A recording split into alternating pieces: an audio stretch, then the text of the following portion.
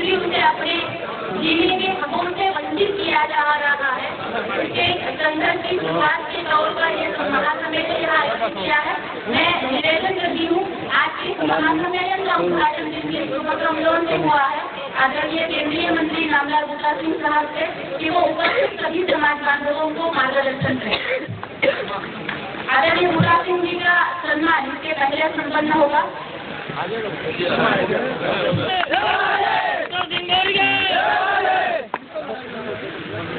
परम पूजनीय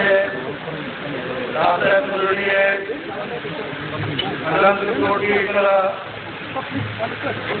परम पूजनीय स्वामी महावीर जी प्रसन्न महाराज राजनहरी हरियात, परम पूजनीय स्वामी चंद्र शिवाचार्य हरिकोड़े महाराज आत्मज्ञान, आज की इस नेता अभी कांग्रेस प्रेसिडेंट कर्नाटक श्री मल्लिकार्जुन खड़गे जी अपना संदेश देके गए हैं। अखिल भारतीय कांग्रेस कमेटी के हमारे वरिष्ठ नेता श्री डी.के. हरिप्रसाद जी विराजमान हैं और उनके साथ आज का ये महासम्मेलन मेरे प्यारे भाई, हमारे बहुत प्रभावी नेता भाई संजय वाडेकर जी कोहली और उनके समाज के तमाम वरिष्ठ नेता जिन्होंने इस सम्मेलन को यहाँ पर आयोजित किया है, उन सबको बहुत बहुत मुबारकबाद देता हूँ। आज कर्मपूर महाराज भगवान जी के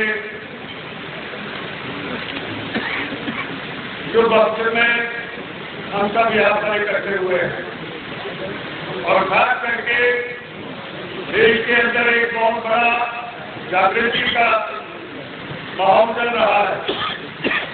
हमारे देश की महान नेता परम पूजनीय श्रीमती सोनिया गांधी जी ने 2 दिन पहले केरल में एक भाषण में बहुत बड़ा उद्घोष किया है।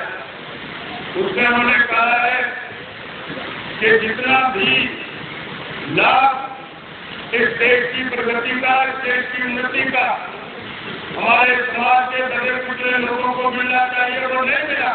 इसलिए वो सारे का सारा अब इन सभी दलित वर्गों को देंगे, आदिवासी वर्गों को देंगे। ऐसी घोषणा उन्होंने की है। हमारे प्रधानमंत्री डॉक्टर मनमोहन सिंह जी ने भी अपने मंत्रिमंडल में जाहिर किया है कि हमारे देश के समग्र बजट का सबसे ज्यादा हिस्सा हमारे दबे कुचले लोगों के लिए, अनुसूचित जाति के लोगों के लिए, आदिवासी वर्गों के लिए, सीमांत वर्गों के लिए सिर्फ भाई मल्लिकार्जुन खड़गे जी आपके समस्त कर्नाटक के जितने भी हमारे बैकवर्ड क्लासेस के लोग हैं, कोली समाज है, धनगर समाज है, उपल समाज है, पंजाबी है, कुम्हार समाज है। मुझे खुशी है कि आज हमारे महाराष्ट्र के कोली समाज के वरिष्ठ नेता जो शिवसेना से संबंध रखते हैं वो भी आज हमारे बीच में धन्यवाद करता हूँ, स्वागत करता हूँ। ये आज जमाना है जब हमें अपनी दल को छोड़ के ऊपर उठ के एक पूरे राष्ट्र के आंदोलन में टूट पड़ना चाहिए।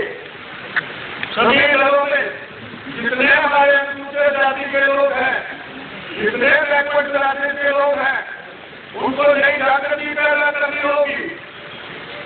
एक नया परिवर्तन लाना होगा। ये तभी संभव होगा यदि हम अपने दल के काम भी करें, मगर उसके साथ ही साथ इसको एक राष्ट्रीय संग्राम बना के चलेंगे। भारतीय वाल्मीकि भगवान ने वो काम किए जो कोई नहीं कर सकता। आपने रामायण का पाठ भी करते हैं, रामायण की लीला भी देखते हैं, परंतु जो काम हमारी बाकी की है देश में किया है, देश की संस्कृति और महाभगवान को नहीं बोल सकते। सबसे पहले केवल एक महाराज है तो दोनों दूसरा कोई महाराज किया है। जब तक मानवता रहेगी, सब कुछ और भगवान राम और सीता माता का नाम रहेगा, तब तक महर्षि वाल्मीकि भगवान की कलम और उनकी करामात का नाम भी चलेगा।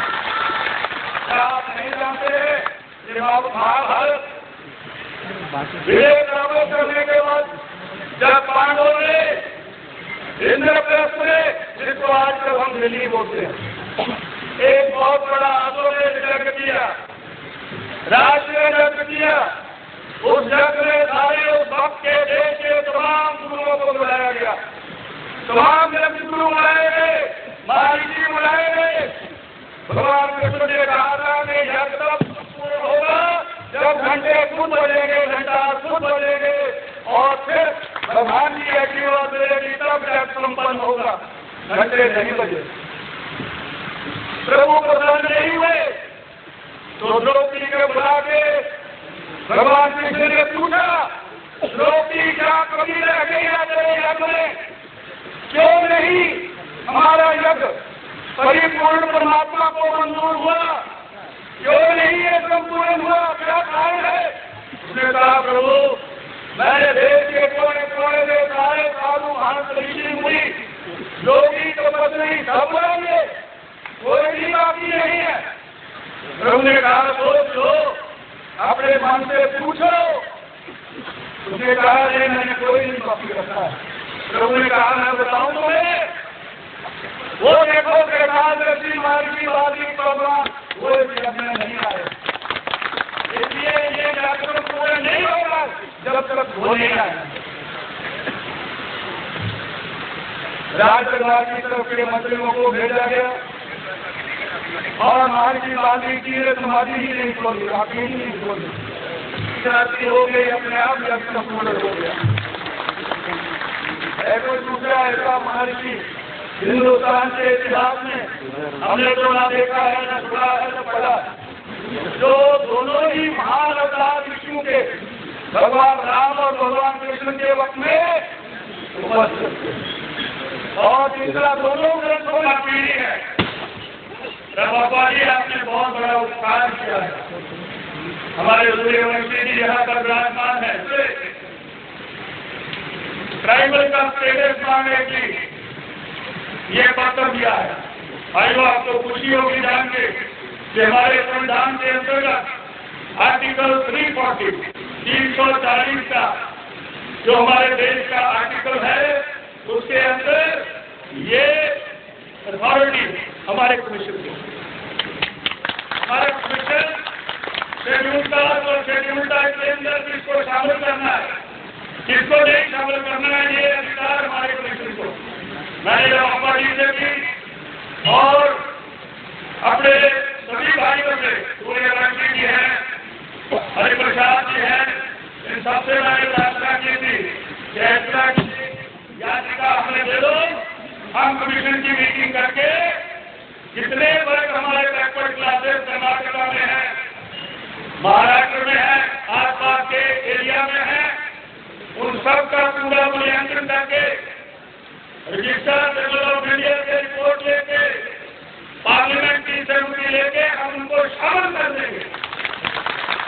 और मैं आपको विश्वास दिलाता हूँ, अभी मैंने हरिप्रसाद जी महाराज को बताया कि हमारे देश में कुछ ऐसे भी तो भाई हैं जिनको आरक्षण से दूर रखा गया, जो दूसरे धर्मों में प्रवेश कर गए, कुछ लोग इस्लाम में गए, कुछ लोग ईसाई मत में गए, मगर उनकी गरीबी को नहीं बदली, उनके गांव की हालत नहीं बदली, उनको वैसे ही बाहर रखा जाता है। तो सुप्रीम कोर्ट के सामने केस है, उन्होंने हमारी राय मांगी। हमने कहा कि अनुसूचित जाति के लोगों के आरक्षण की जो परसेंटेज है उसको डिस्टर्ब किए बिना यदि आप इनके लिए कुछ कर सकते हो तो हम इनके पक्ष में हो। पहले इतना आरक्षण रखा जाएगा जो पहले बाबा साहब अम्बेडकर ने दिया हुआ, उसके अतिरिक्त यदि आप देना चाहे तो हमें कोई इतराज नहीं, और आपने पढ़ा होगा। इसलिए हम तो महर्षि वाल्मीकि भगवान के बच्चे हैं, किसी के लिए दरवाजा बंद नहीं करते, सबके लिए हमारा दरवाजा खुला है।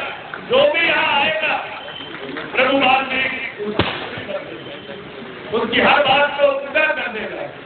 इसलिए भाइयों बहनों बुजुर्गों माताओं रमापा जी, सूर्यवंशी जी, हरिप्रसाद जी, आप ये बात अपने मन में रख के चलो। हमें किसी इलेक्शन का लालच नहीं है, हम किसी पॉलिटिकल पार्टी के लिए नहीं आते हैं, हम आते हैं तो केवल आदिवासी और अनुसूचित जाति के लिए आते हैं। इसलिए चाहे मेरे भाई क्रिश्चियन वाले दर्शन हैं, उनको भी हमारा ये कहना है कि जब भी हमारे अनुसूचित जाति और शेड्यूल ट्राइब के लोगों को कोई दुख हो, आप भी आ जाइए, हम आपकी बातों के भी पूरा हल कर देंगे। इन्हीं शब्दों के साथ मैं पुनः आप सबका बहुत आभार मानता हूँ। ये मुझे आपका याचन मिल गया है, आपकी स्टेटमेंट मिल गई है, आपका मेमोरेंडम मिल गया, इसको ले जाके मैं कार्रवाई करूंगा और राष्ट्रपति महोदय के सामने अपनी रिपोर्ट भेजूंगा। मुझे पूरा विश्वास है कि आपकी हर बात सुनी होगी। इन्हीं शब्दों के साथ मैं